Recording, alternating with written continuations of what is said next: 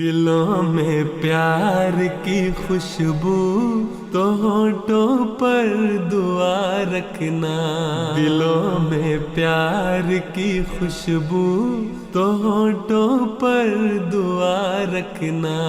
ईमान में वक्त से एक रिश्ता इश्क को वफा रखना, ईमान में वक्त से एक रिश्ता। Assalamu alaikum wa rahmatullahi wa barakatuh, everyone, and welcome back to another episode of Friday's Sermon for Kids, where, as you already know, we try to bring you just a little bit from the ocean of guidance from Huzoor's Friday sermon. Nobody here has ever done this alone. Every single week, two amazing panelists help me out. They're with me right now. To my right is Tashif, to his right is Waleed. Assalamu alaikum wa rahmatullahi wa barakatuh. Walaikum assalam wa rahmatullahi wa barakatuh, Rabbi Sahib. Jazakumullah, ahsan al-jaza for being here, guys. So, dear audience, we learned some brand new stuff this week as well, but this week had less to do with wars and more to do with the teachings of Islam and its history.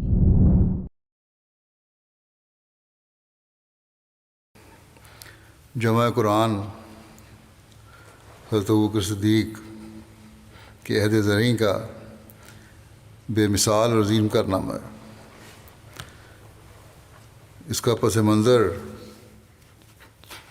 मुसलमा कज़ाब से होने वाली जंग यमामा से मुतसिल है। जंग यमामा में 1200 मुसलमान शहीद हो गए और उनमें कुबार सहाबा और हुफ़ाज़ कुरान की भी एक वादे अक्सरियत थी, और एक रवायत के मुताबिक हुफ़ाज़ शहदा की तादाद 700 तक बयान हुई है। So, some of the historic and religious achievements from the time of Hazrat Abu Bakr anhu is our talk of the week. But before that, I am going to come right over to my panelists who already know what's coming their way. Did you guys have a chance to watch Huzoor's Khutbah this week? I watched this week. Same here. I got to go through it once as well. Alhamdulillah. So, as you know, every single week, you have to give me your newly learned point. Start with you, Tashif. I learned that the Holy Prophet ﷺ used to recite the Holy Quran to his companions in the same way it is recited today. I learned that the Holy Quran was compiled in the time of Hazrat Abu Bakr radiallahu anhu. MashaAllah, very nice points, guys. And we are going to continue learning new points, but we're going to come over to all of you sitting at home. We have to find out your newly learned points. For that, we go straight to Kids Take. Learned for the Friday sermon, the Holy Quran was revealed on the Holy Prophet ﷺ, but it was actually compiled in the Caliphate of Hazrat Abu Bakr anhu.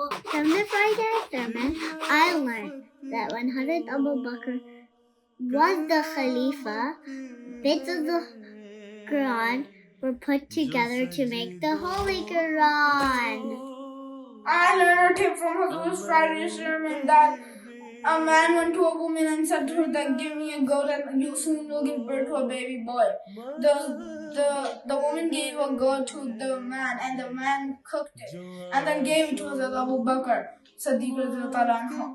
Hazrat Abu Bakr Siddiq radhiyallahu anhu ate it once and then once he got to know that it was from a lie, he vomited out.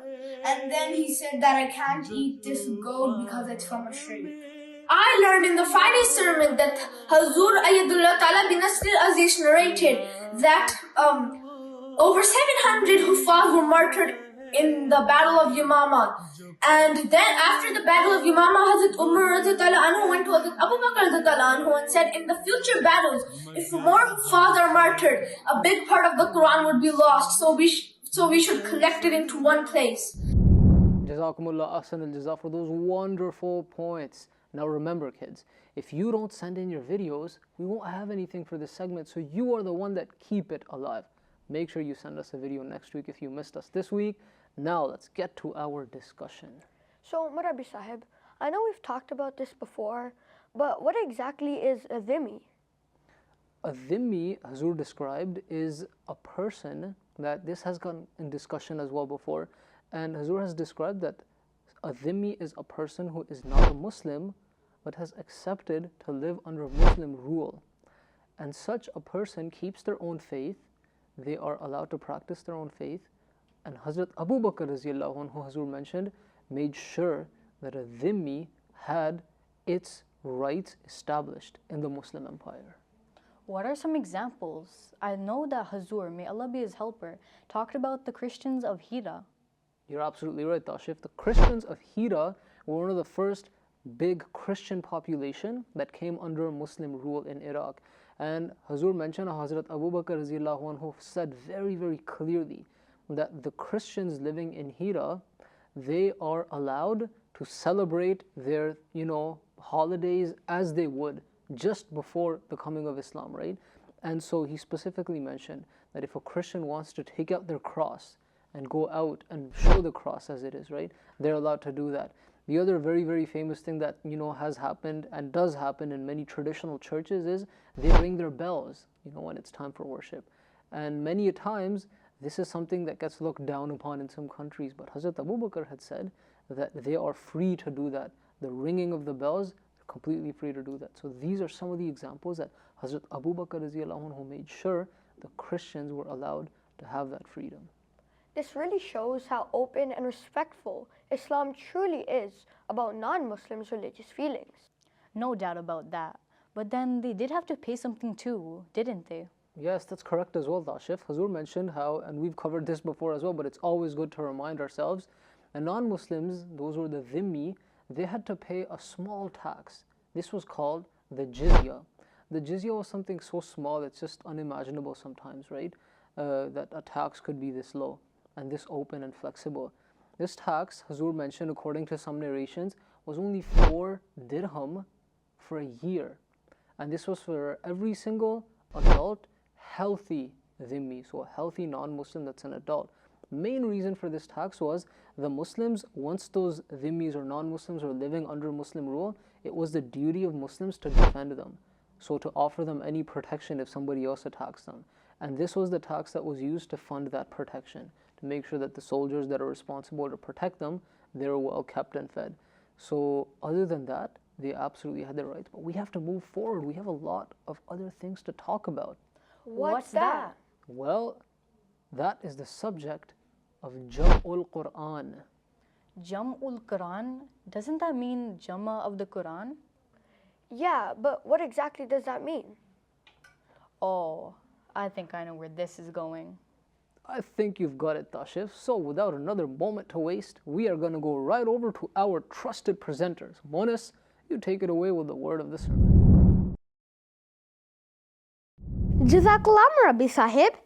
You guys are both right. Jam'ul Quran does have to do with the Holy Quran, but it's something very specific. This is originally 2 Arabic words put together. The word Jama means the gathering together or collecting, and Quran, of course, is the holy book of Islam. The revelation revealed to the Holy Prophet ﷺ by Allah. So the compound Jam'ul Quran means the collecting or gathering together of the Quran. This was a huge achievement of Hazrat Abu Bakr anhu during his Khilafat, because back at that time, everything written down was not a big practice, so people simply memorized.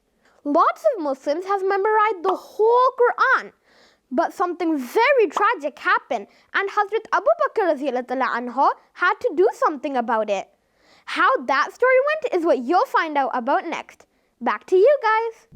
Jazakumullah ahsan al-jaza. Monis, very, very nicely presented and kept to the point so that we over here can reveal the actual story of the collecting of the Holy Quran. Wait, Rabbi Sahib, what's this tragedy we're talking about? Yeah, it's ringing a bell. We've discussed this before. But what exactly was the talk about collecting the Holy Quran? Well, it goes back to a story that we have covered before. We discovered it from a different angle this time with Huzoor's Friday sermon. If you remember, when the apostate wars were being fought, there was the famous battle fought against Musaylama. And in the battle of Yamama, what had happened was a huge number of Muslims had gotten killed. And a very, very big number of Muslims that had been martyred in that battle were Hafiz-e-Quran. They were those that had memorized the Quran. Now, if you remember from the word of the sermon, back in those days, things weren't written down all the time. And so the people had very sharp memories. And that's exactly how the Quran was preserved. There were so many memorizers of the Quran that it was never even thought that it was needed to have the whole Quran written down in one single place. But after all of these Muslims that had memorized the Quran were martyred, what happened was Hazrat Umar radiallahu anhu came to Hazrat Abu Bakr radiallahu anhu and told him, I think that you should gather all of the pieces of the Quran that have been written down, gather them together into a single book and make that single book available to Muslims.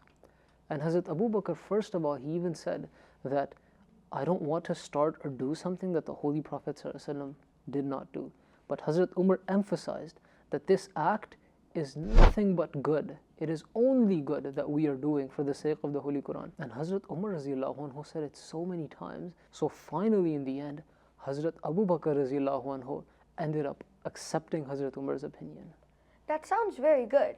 But how exactly did Hazrat Abu Bakr radiallahu anhu collect all the pieces of the Holy Quran? Oh, I'm remembering now.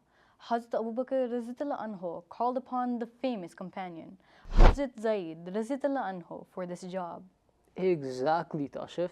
And what happened was, almost the exact same conversation took place between Hazrat Zayd radiallahu anhu and Hazrat Abu Bakr radiallahu anhu. So he called Hazrat Zayd radiallahu anhu over, and Hazrat Abu Bakr said that, O Zayd, I see that you are young and you are intelligent, and I want you to do something very important. I want you to go and collect all of the written pieces of the Quran distributed amongst the Muslims, right? And bring them together into a single book format. And Hazrat Zayd said, and he replied back, he said, you know, oh Abu Bakr, why would I do something that the Holy Prophet never did, right? But then Hazrat Abu Bakr and Hazrat Umar anhuma, they both emphasized, Huzoor mentioned how they told them that this act is nothing but good. It is good in entirety. And this came in his heart as well. Hazrat Zayd radiallahu anhu, that the act he's doing is a good thing. It's for the service of the Quran and for Islam and its teachings. And so he says in very beautiful words that I went out to people after that, right? After I was assigned that job, and I began collecting small fragments of the Quran wherever they were written. And back in those days, right, we didn't have papers and printers and things like that. They used to write on whatever good big objects they could find. So he says I started collecting it from the skins of camels, that's where it used to be written, or from leaves of palm trees. And also, most importantly, he said I started collecting it from the hearts of the Muslims. Alhamdulillah. This is a very big topic, but we still have so much more to cover. Yeah, now that we're reviewing Hazrat Abu Bakr radiallahu anhu's life, we're finding out so many things he achieved as a human. Well, we're going to be finding out more of those things that he achieved, particularly those of a certain type that Huzoor mentioned in a list format. But for that, we are going to have to go to our next amazing segment. So for that, we go to the question of the sermon. All right, everyone, time once more for the question of the sermon, where, as you know, you sitting at home as well as our two amazing panelists have a chance to get the right answer to a weekly question in 10 seconds. Question this week is, what are the Awwaliyat Abu Bakr radiallahu anhu? You have four options. Option number 1, early converts to Islam by Hazrat Abu Bakr radiallahu anhu. Option number 2, things first done by Hazrat Abu Bakr radiallahu anhu. Option number 3, the first words spoken by Hazrat Abu Bakr radiallahu anhu. And option number 4, first rules set by Hazrat Abu Bakr radiallahu anhu. Time starts now.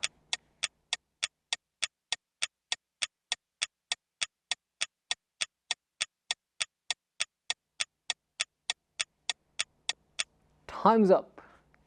Tashif, what do you have? I think it's number 1. I think it's number 2. And the right answer is number 2. Yes. The first things done by Hazrat Abu Bakr radiallahu anhu. I know the Awwaliyat were a long list that Huzoor mentioned. Yeah, there were like 15 different things, right? You're absolutely right. There were a lot of things. And Huzoor also mentioned some of the very, very important ones. So for example, Huzoor mentioned that Hazrat Abu Bakr radiallahu anhu was the first ever person who converted to Islam. That's considered an awliyat because he was the first convert to Islam. The other very, very important thing was, of course, that he was the first Khalifa of the Holy Prophet ﷺ. That's also considered an awliyat. But even aside from those things, he also had other awliyat, which means he was the first one to do them. One of the very famous ones, of course, is that he was the first one to fight in the way of Allah, to defend the cause of Islam. Another awliyat, he was the first person to actually build a small mosque, a place to pray when the Muslims were still persecuted in Makkah.